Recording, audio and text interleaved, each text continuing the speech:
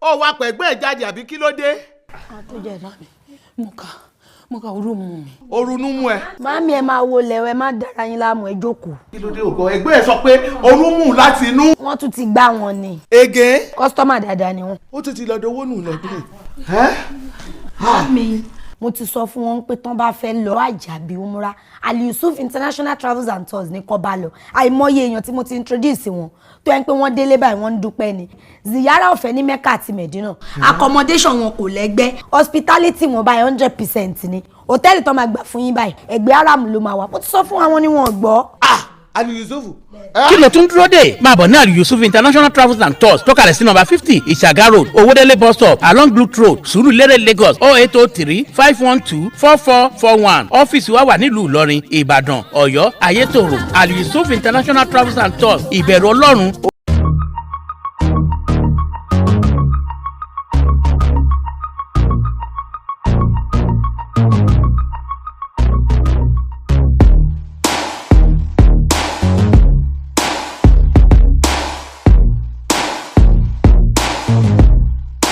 last time wọ́n ní ẹ̀gbọ́n tá a lájọ sọ bẹ́ẹ̀ bí ìròyìn torí àwọ̀ sínú ilé ṣùgbọ́n ìròyìn ìfani wọ́n ní kọ́ lọ yanjú ẹ̀ láàrin ara wọn àtúntò padà rí pé wọ́n tún ti padà sí kóòtù. àdẹ̀rùgbọ́n náà lẹ́ni jáde lọ́jọ́ yẹn. wọ́n lè rẹ́ni jáde lọ́jọ́ yẹn kí ló ṣẹlẹ̀ báyìí kí ló tún gbé wọn wálé ni. alákọ̀ọ́kọ́ àwọn olè ń rìn fáàsì so that àwọn tó bá gbọ́ wa wá lè mọ̀. Iyabo Ojo àti Lizzy Anjorin. so gẹ́gẹ́ bẹ́ẹ̀ ṣe sọ pé ní. orúkọ tí ẹ̀yin tẹ̀yin ṣojú fún.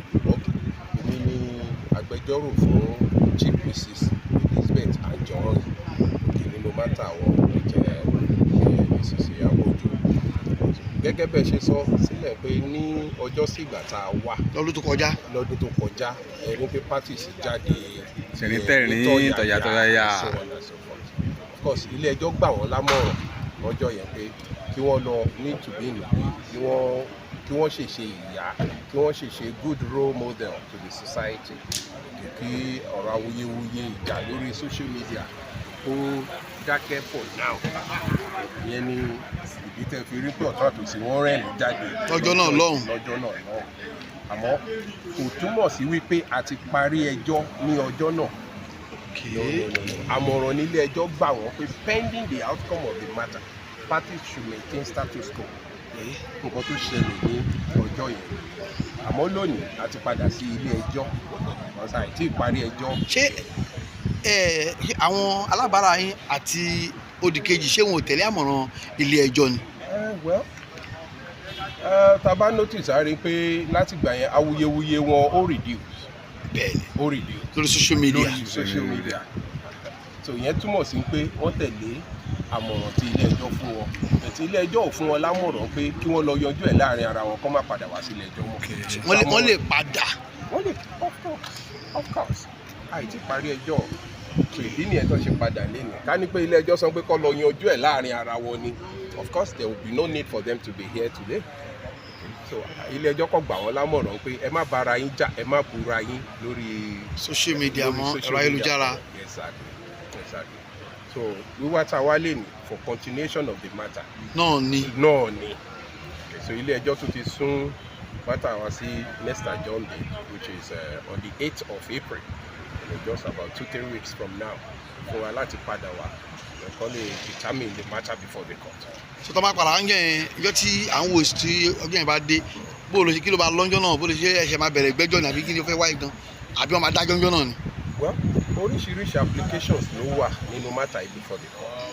There is one challenging jurisdiction of the court based on one or two issues tí a ti discover nínú matter yìí.